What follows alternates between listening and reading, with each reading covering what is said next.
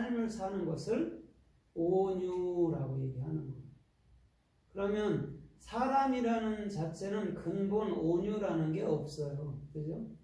그냥 순간순간 변하는데 그걸 뭘 온유라고 해요. 그죠? 그러나 주님의 의를 따라 사는 사람들은 그 온유함으로 살게 되는 거예요. 더 깊이 들어가면 주께서 우리를 온유한 자로 만들어 놓겠다라는 말이에요. 그러면 끊임없이 우리의 생각들은 십자가 뒤로 사라져야 될 줄 믿습니다. 그래야지만이 온유한 삶이 저와 여러분들의 모든 삶을 이끌어 간다는 거죠. 그가 갖게 되는 것이, 상속받게 되는 것이 땅이라는 거예요. 땅은 아래체예요, 아래체. 아래체라는 게 뭘까요? 땅이라는 게 여러분들 마음을 얘기하는 거예요. 거기에 영원한 새하늘과 새 땅이 존재하는 것인 줄 믿습니다. 이따가 좀 아마 땅이라는 거에서 조금 설명하고, 지금은 온유한 자가 과연 무엇일까, 또 어떻게 주님은 말씀할까에 대해서 살펴보도록 하겠습니다. 마태복음 11장 29절에 보면 우리 주님께서는 나는 마음이 온유하고 겸손하니 내게 와라. 그 다음에 내게 오라. 그러면 너에게 안식을 주리라 라고 얘기를 하고 있어요. 그러면서 내 멍에는 쉽고 가벼움이라 이렇게 얘기하고 있습니다. 예수님의 멍에는 십자가였어요. 그죠? 근데 우리는 왜 쉽고 가볍다고 말하죠? 우리는 그 십자가를 지는 게 아니라 그 십자가를 마음으로 믿으면 되니까 쉽다라는 거예요. 예수님이 지신 십자가보다는.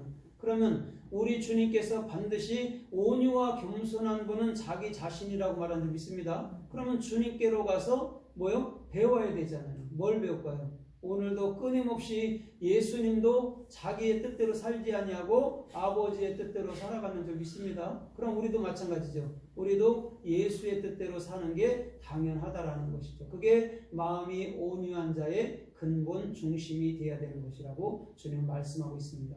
그래서 마태복음 21장 5절에서도 이렇게 말씀해요. 벳바게에 가서 나귀를 끌고 오라고 그랬잖아요. 곧 나귀 새끼를 끌고 오라고 그랬는데 뭐라고 그러냐면 온유하고, 시온의 딸들아, 시온의 왕은 온유해서 곧 나귀 새끼를 탔도다, 겸손해서 나귀 새끼를 탔도다 라고 얘기하거든요.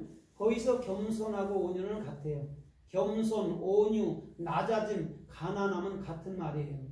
그러면 주님이 온유함으로 시온의 딸들에게 참으로 임하셨는데 나귀 중에도 나귀 새끼를 탔다라고 얘기를 해줬어요. 순나귀 새끼를 탔다라고 얘기해요.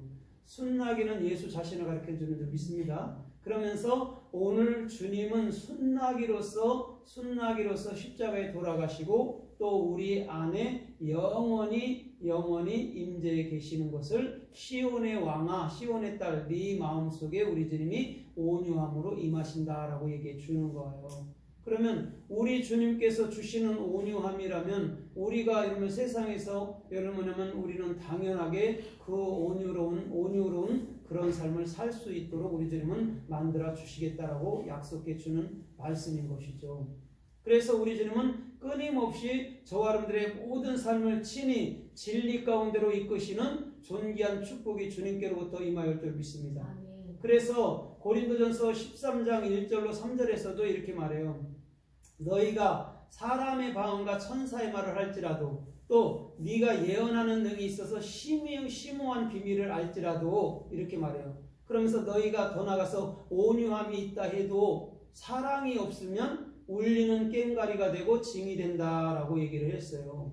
그럼 온유가 필요 없단 말인가? 아니죠. 그죠? 온유를 가질 때 그것이 사랑이었고 그것이 허공에다 대고 떠도는 네 행함으로 증명해 봐가 아니라 네 마음속에서부터 정확히 깨우침으로 오는 그 온유, 그 사랑을 너희가 증거하지 않는다면 너희는 마치 허공에다 대고 하는 꽹과리와 울리는 징이라고 분명히 말씀해 주는 거예요. 꽹과리가 있고 징이 있는데 뜻이 없어 보세요. 그게 뭔 소용이 있어요? 꽹과리와 징은요 반드시 여러분 뜻이 있어야 되고 의미가 있어야 되는 거예요. 나팔도 마찬가지잖아요. 그죠? 뜻이 있고 의미가 없이 불러지는 것은요 그건 아무것도 아닌 거예요.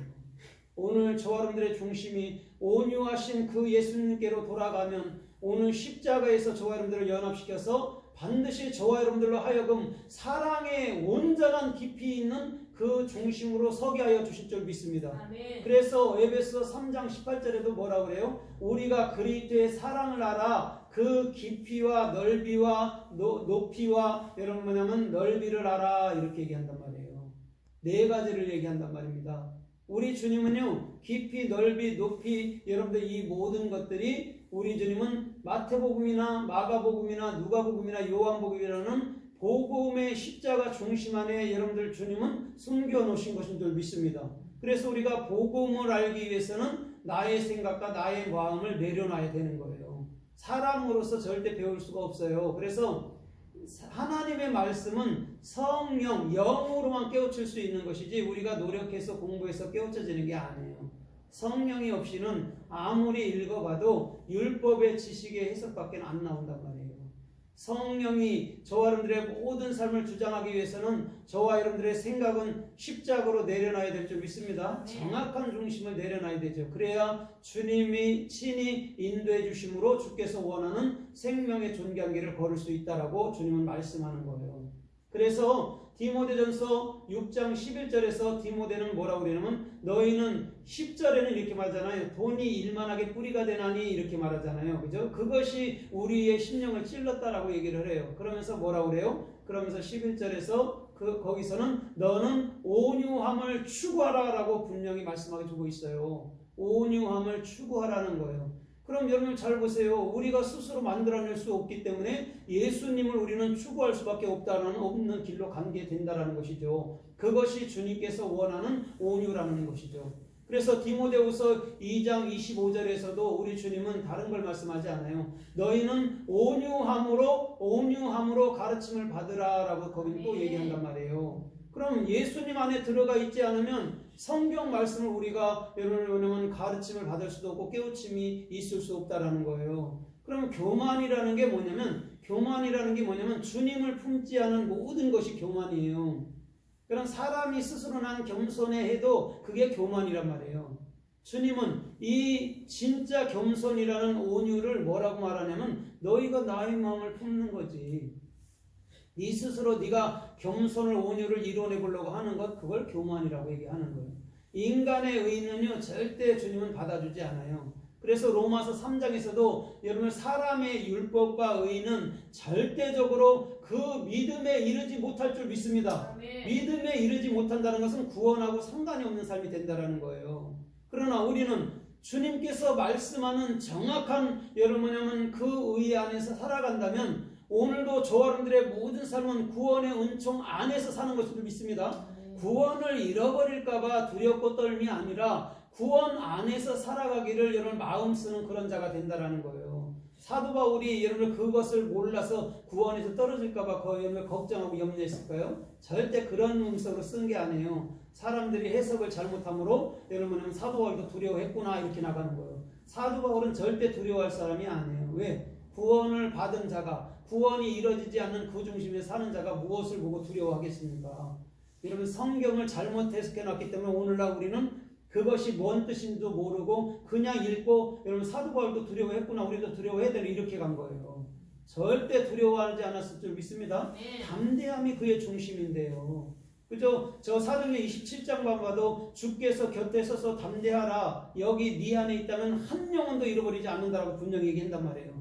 하나님이 온전하시고 거룩하시고 전능하신 것은 우리 한 사람 한 사람 각자를요 절대 여러분 놓치지 않는다라는 거예요. 그것이 전능자라는 거죠. 근데 우리는 여러분들 구원에서 놓칠까봐 두려워하는 것들은 무엇이냐고. 그 은혜 안에 온전히 있지 못하기 때문에 율법의 행위를 자기가 가졌기 때문에 늘 두려운 거예요.